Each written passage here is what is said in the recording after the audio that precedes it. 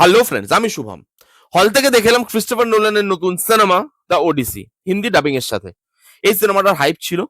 এই সিনেমাটা নিয়ে কন্ট্রোভার্সিও হয়েছে, এর ডায়লগ নিয়ে, ট্রেলারে যে ডায়লগ ফায়লগ গুলো দেখানো হয়েছে, অথবা এর যে কাস্টিং সেটা নিয়েও কন্ট্রোভার্সি হয়েছে। কিন্তু এই সবকিছুর উপরে উঠে গিয়ে এটা ক্রিস্টোফার নোলানের one of the best cinema, অথবা তার বাকি সিনেমার মতো মাস্টারপিস সিনেমা, সেটা হতে পারলো কি না পারলো না, চলুন একটু কথা বলে নিই। এবং রিভিউ শুরু করার আগে দুটো ডিসক্লেমার আপনাদেরকে দিয়ে দেবো।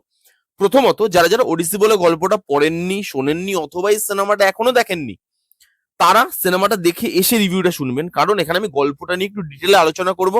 না করলে রিভিউটা দিতে পারবো না আমি। তো স্পয়লার হয়ে যেতে পারে, মজাটা আমি নষ্ট করতে চাই না সিনেমা দেখার আগে, এটা একটা। এবং যেহেতু অনেক কিছু নিয়ে আলোচনা করবো, একটু বড় হতে পারে রিভিউটা। ধৈর্য ধরে বসবেন এবং বসে শুনবেন আশা করব, তাহলে বুঝতে পারবেন যে আমি কি বলতে চাইছি। এইবার আপনি যদি আমাকে স্পষ্টভাবে জিজ্ঞেস করেন যে এটা কি ক্রিস্টোফার নোলানের বেস্ট কাজ বা তার মাস্টারপিসের মধ্যে একটা, একদমই নয়। নয়, কিছু কিছু জায়গায় তো এটা ক্রিস্টোফার নোলানের সিনেমা দেখছি আমি, সেটাই ভুলে যাচ্ছিলাম। এবার এটা শোনার পর আপনারা অনেকে আমাকে জাজ করবেন, আমি জানি, পেছন পাকা বলবেন। অনেকে বলবেন, ভাই তুই কি করেছিস যে ক্রিস্টোফার নোলানের সিনেমাকে তুই ক্রিটিসাইজ করছিস? আমি কিছু করিনি, কিন্তু এই পারসেপশনটা আপনাদের ভুলও নয়, কারণ এটা আপনাদের মাথায় ঢোকানো হয়েছে বহুদিন ধরে। কারণ কিছু রিভিউয়ার, কিছু ক্রিটিক, তারা কিছু নাম সেটাকে মাথায় রেখে সিনেমা দেখতে যায়। যে অমুক ডাইরেক্টর সিনেমা বানাচ্ছে, তার মানে এটাকে খারাপই বলতে হবে, বা তমুক ডাইরেক্টর এই সিনেমাটা বানাচ্ছে, আমাকে ভালো বা মাস্টারপিসই বলতে হবে, নালে আমি আমার বোদ্ধাগিরিটা দেখাতে পারবো না। দেখুন, একটা ডাইরেক্টরের নাম শুনে বা তার কাস্টিং দেখে বেসিক একটা হাইপ নিয়ে সিনেমা আমিও দেখতে যাই। একটা ভালো ডাইরেক্টর বা ভালো কাস্টিং থাকলে এক্সপেকটেশন আমারও জাগে যে হ্যাঁ ভাই, একটা ভালো সিনেমা দেখবো। কিন্তু সিনেমাটা দেখে বেরিয়ে এসে যদি আমার কোথাও খারাপ লাগে, সেটাও তো বলতে হবে। নাকি আমি খালি মাস্টার ক্লাস ডাইরেক্টর, সেই নামটার পেছনে আমি সব খারাপ দিকগুলো লুকিয়ে দিলাম, খালি ভালো ভালো ভালো ভালো গুলো বললাম, খারাপগুলো বললামই না। সেটা করলে ভিউজ হয়তো পাবো, কিন্তু আমার রিভিউ করার যে মোটিভ এবং যে অনেস্টির সাথে আমি রিভিউ করি, সেটা কোথাও গিয়ে আমার মনে হয় আমি করতে পারবো না, তাই আমি সেটা করবো না। ঠিক আছে?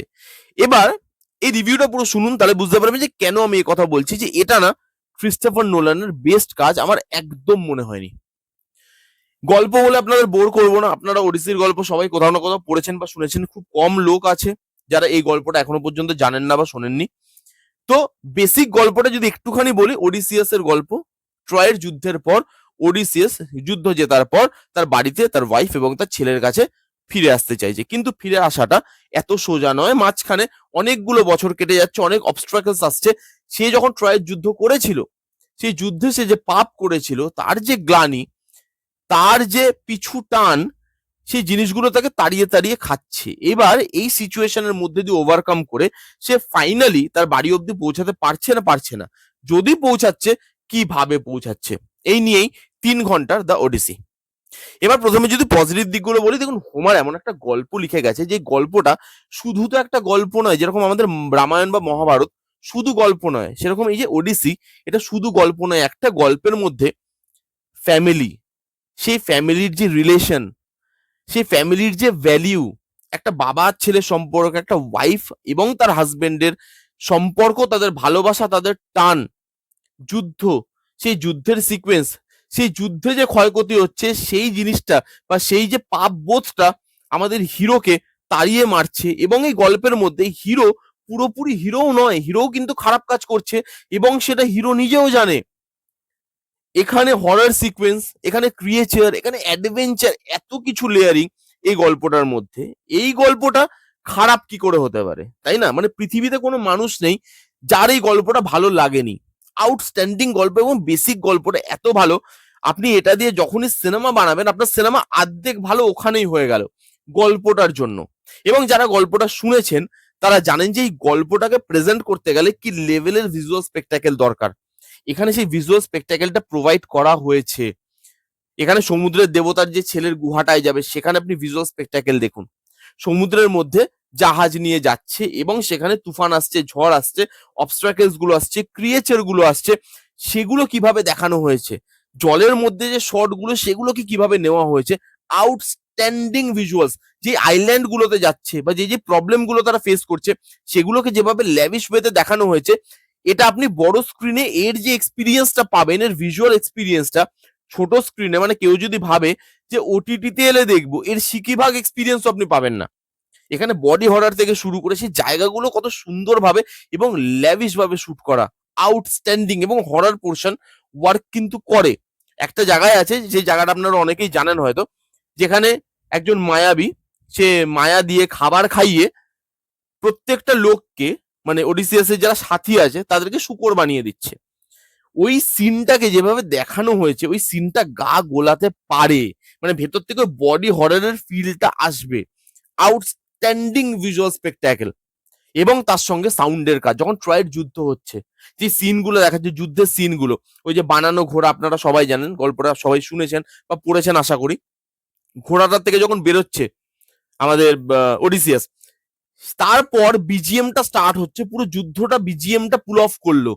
জাস্ট একটা বিজিএমটা আউটস্ট্যান্ডিং ক্রিয়েট করা। তারপরে আরেকটা জায়গা আছে, গল্পটা যারা পড়েছেন তারা তো জানেন, যে একটা দ্বীপ আছে, দ্বীপের পাশ দিয়ে যেতে হবে, এবং সেখানে খুব মধুর গান শোনা যায়, শব্দ শোনা যায়। তো সেখানে বাকি যারা সাথী তারা কানে মোম দিয়ে দেবে, বাট ওডিসিয়াস বলবে যে আমাকে জাহাজের সঙ্গে বেঁধে দাও, আমি শুনতে চাই গানটা কিরকম, দেখি সবাইকে এই গানটা টেনে মৃত্যুর দিকে নিয়ে যায়, আমাকে নিয়ে যেতে পারে কিনা। সে চ্যালেঞ্জ করে সেই জিনিসটাকে, যে আমি যতই চিৎকার করে আমাকে খুলবে না, আমার কানে মোমও দেবে না, কিন্তু তোমরা কানে মোমটা লাগাও। সেখানে যেভাবে বিজিএম এর কাজ, ভাই ট্রিমেন্ডাস। ক্লাইম্যাক্স যেভাবে শুট করা হয়েছে, ক্লাইম্যাক্সের জায়গায় যেভাবে ভিজুয়াল স্পেকট্যাকেল ওয়ার সিকোয়েন্সটাকে দেখানো হয়েছে, এবং সেখানে ইমোশনটা কাজ করে, এবং সেখানে বিজিএম এর কাজও ভালো। ক্লাইম্যাক্সটা খুব সুন্দর, লাস্টের 15-20 মিনিট আপনি জাস্ট চোখ সরাতে পারবেন না, এবং প্রত্যেকের পারফরমেন্স আউটস্ট্যান্ডিং।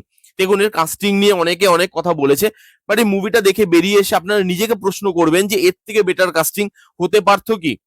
পারতো না। সবাই কি পারফর্ম করেছে, আমি একজনের নাম নেব না, প্রত্যেকে যারা যারা ছোট ছোট রোলেও আছে, তারাও কিন্তু এখানে ট্রিমেন্ডাস পারফর্ম করেছে। এবং এখানে হিন্দি ডাবিংটা ভালো।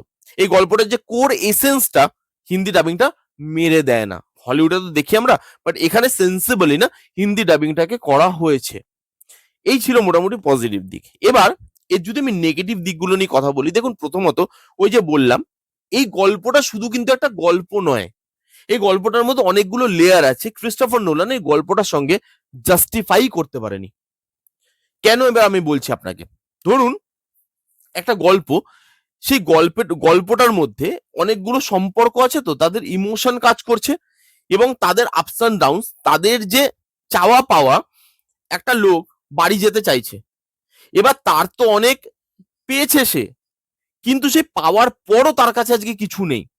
সেই জায়গাগুলো জাস্ট দেখানোই যায়নি এখানে, ইমোশনটার সঙ্গে কানেক্টই হয় না। এবং কি করে হবে আপনি বলুন? এই যে ওডিসি গল্পটা, ওই ওডিসি গল্পের মেন পার্টগুলো যদি আপনি বাদ দিয়ে দেন, তাহলে গল্পটা আপনি কেন দেখাচ্ছেন? খালি ব্লক করে অ্যাডভেঞ্চারের জায়গাগুলোকে দেখিয়ে আপনি সিনেমাটা শেষ করে দিচ্ছেন। তাহলে ইমোশনটা কোথা থেকে ওয়ার্ক করবে? যেমন আমি দুটো সিকোয়েন্স বলছি আপনাদের। একটা জায়গায় দেখবেন, যখন ওই সমুদ্র দেবতার ছেলের গুহাটায় যাবে, এক চোখ বালা চোখটাকে ইয়ে করে দেবে, নষ্ট করে দেবে, এবং সেখানে সে চিৎকার করে বলবে যে তুমি কে? তখন ওডিসিয়াস বুদ্ধি করে বলবে নোবডি, যাতে আমি যখন তাকে মারবো, বাইরে থেকে যদি কেউ জিজ্ঞেস করে, সে তো চিৎকার করবে, বাইরে থেকে যদি কেউ জিজ্ঞেস করে যে তুমি চিৎকার কেন করছো, তোমাকে কে মারছে, সে যাতে আনসার দেয় যে নোবডি। তাহলে বলবে নোবডি মানে নোবডি মারছে, তাহলে চিৎকার করছো কেন, পাগল হয়ে গেছো? এটার জন্য সে নামটা নোবডি বলে, নোবডি ওয়ার্ডটাই উড়িয়ে দিয়েছে এখানে। ওই জায়গাটা নেই, কেন নেই আমি বুঝতে পারলাম না। আবার এখানে দেখবেন একটা জায়গা আছে, যে যখন ওই আত্মার জায়গাটা দেখাবে, যেখানে আত্মাদেরকে ভোগ দেবে, রক্ত তাদেরকে দেবে, হ্যাঁ, সেই রক্ত দেওয়ার পর আত্মারা আসবে এবং এসে তাকে বাকি রাস্তাটা বলবে, ওডিসিয়াস এবং তার টিমকে। সেখানে আত্মাদের মধ্যে ওডিসিয়াস এর মাও থাকে, সেই পার্টটা এখানে নেই। ওখানে ইমোশনাল আর্কটা দেওয়া যেত। কেন স্যার, আপনার থেকে এটা এক্সপেকটেশন রেখে যাইনি আমি, ক্রিস্টোফার নোলানের সিনেমা দেখতে গেছি তো। এই জায়গাগুলো থাকবে না, মেন কোর জায়গা মিসিং করে দিয়েছে। ধরুন আপনি রামায়ণ দেখছেন, তো রামায়ণের মধ্যে তাদের ভাইদের মধ্যে যে সম্পর্ক, ওয়াইফ এবং হাজবেন্ড, তাদের মধ্যে যে ভালোবাসা, তাদের মধ্যে যে টান, রাবণের ফ্যামিলি, তার মধ্যে যে ইন্টারনাল কনফ্লিক্ট, সেগুলো তো দেখাবেন। তবে তো আপনি লাস্টে গিয়ে ওই যখন অ্যাকশনটা করবেন, তখন ফাইনাল একটা দেখতে মজা লাগবে। নাকি খালি আপনি বলবেন যে না, শ্রীরামচন্দ্র এমন একটা জায়গার রাজা, তার ওয়াইফকে রাবণ কিডন্যাপ করে নিচ্ছে, তিনি যাচ্ছে, রেগে যাচ্ছে, বাঁচাচ্ছে, একটা টিম তৈরি করছে, সেতু বানিয়ে দিচ্ছে, মারপিট করে ওয়াইফকে নিয়ে ফেরত চলে আসছে। এটুকু যদি আপনাকে দেখানো হয়, আপনার রামায়ণটা দেখতে কি রকম লাগবে? আধুরা লাগবে তো। আপনার ইমোশনটা মিসিং লাগবে তো। এখানে ইমোশনটা মিসিং, এখানে ইমোশন নেই। আমরা ক্রিস্টোফার নোলানকে কি জন্য চিনি? হয় টাইমলাইন শিফট করতে পারে এবং সেখানে টাইমলাইন নিয়ে যেভাবে খেলে সেটা আউটস্ট্যান্ডিং ভাবে তিনি করতে পারে। ধরুন যেখানে টাইমলাইন নিয়ে খেলার জায়গাও নেই সেখানেও জায়গা বার করে। এই গল্পটাতে তো অ্যাকচুয়ালি টাইমলাইন নিয়ে খেলার জায়গা ছিল, যেখানে ট্রয়ের যুদ্ধটা হচ্ছে, তারপরে তিনি বাড়ি ফিরছে, যুদ্ধের যে মোমেন্ট সেগুলো আপনাকে দেখাচ্ছে এবং আপনার প্রেজেন্ট মানে সিচুয়েশন যেই যার মধ্যে দিয়ে বা যে জার্নির মধ্যে দিয়ে যাচ্ছে সেগুলোকে আপনাকে দেখাচ্ছে এবং এই দুটো টাইমলাইনকে কানেক্ট করে এই গল্পটা। এখানে ওই যে ট্রয়ের যুদ্ধের যে টাইমলাইনটা ওটা জাস্ট 3-4 বার দেখি শেষ করে দিল, ওই টাইমলাইনে শিফটই করছে না, গল্পটা খালি প্রেজেন্ট টাইমে দেখাচ্ছে, ব্লক ব্লক করে জিনিসগুলোকে দেখাচ্ছে। আর এই সিনেমাটা 3 ঘন্টায় তৈরি হওয়ার সিনেমা নয়, এটার জন্য আরো বেশি টাইম লাগে, আন্ডার কুকড বলে মনে হবে। ক্রিস্টোফার নোলানের সিনেমায় আপনার কোনোদিন ইমোশন ল্যাক করেনি, বাট এই সিনেমাটায় ল্যাক করেছে ইমোশন। এখানে আপনার মনে হবে বাবা ছেলের যে সম্পর্কটা, সেই সম্পর্কটা আরো বিল্ড আপ হতে পারতো। ওয়াইফের সঙ্গে যে সম্পর্কটা, লাস্টে গিয়ে ওয়াইফের সঙ্গে তিনি একটা নতুন জার্নিতে যাবেন, সেখানে সেই জায়গাটা ভালোভাবে প্রিপেয়ার করে, সেখানে ইমোশনটা ওয়ার্কও করে। কিন্তু বাকি সিনেমাতে ওয়াইফের জন্য তার হাজবেন্ডের যে টানটা, সেই টানটা আপনি কোথাও ফিল করতে পারবেন না। সেটা ভার্বালি বলছে কিন্তু সেটার আর্জেন্সিটা আপনি ফিল করতে পারবেন না। ছেলের সঙ্গে 2-3টে সিকোয়েন্স দেখালো অ্যান্ড ডান। তাহলে আপনি কিভাবে স্ট্যাবলিশ করবেন বাবা ছেলের সম্পর্ক এত ভালো একটা গল্পে, যেখানে বাবা ছেলের সম্পর্কটা এত ইম্পর্টেন্ট দেখানোই হচ্ছে না? আমি বুঝতেই পারলাম না এটা কিরকম ভাবে just just main main main main জায়গাগুলো নিয়ে জুড়ে জুড়ে জুড়ে জুড়ে আপনাকে একটা ভিজুয়াল স্পেকটাকেল দিয়ে একটা সিনেমা দাঁড় করিয়ে দিয়েছে। আমি এটাকে ক্রিস্টোফার নোলানের বেস্ট কাজ তো বলতেই পারবো না। এটা যদি অন্য কোনো ডাইরেক্টর করতো হয়তো আমি এটাকে আরেকটু বেটার ভাবে বিচার করতাম, কিন্তু যখন ক্রিস্টোফার নোলান করছে তখন আমি তার থেকে অনেক হাই এক্সপেকটেশন রেখে গেছিলাম।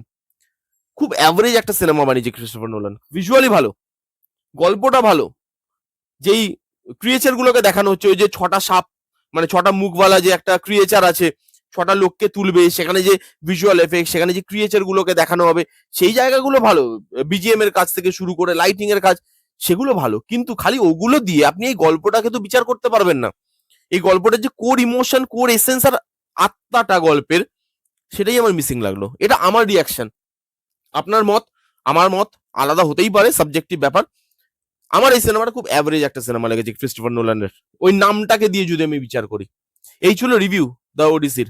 কারা কারা দেখেছেন সিনেমাটা আপনাদেরকে মতামত কমেন্ট করে জানান। যারা যারা দেখেননি জান গিয়ে দেখুন, দেখে আপনারা কমেন্ট করুন যে যারা যারা গল্পটা পড়েছেন বা শুনেছেন এবং যখন সিনেমাটা দেখছেন আপনার এই জিনিসগুলো, এই লুপহোলস গুলো চোখে লাগতে বাধ্য, লাগবেই লাগবে, এত জিনিসটা চোখে লাগে। এই ছিল আমার রিয়াকশন। যতটা এক্সপেকটেশন নিয়ে গেছিলাম আমার এক্সপেকটেশন ফুলফিল হয়নি।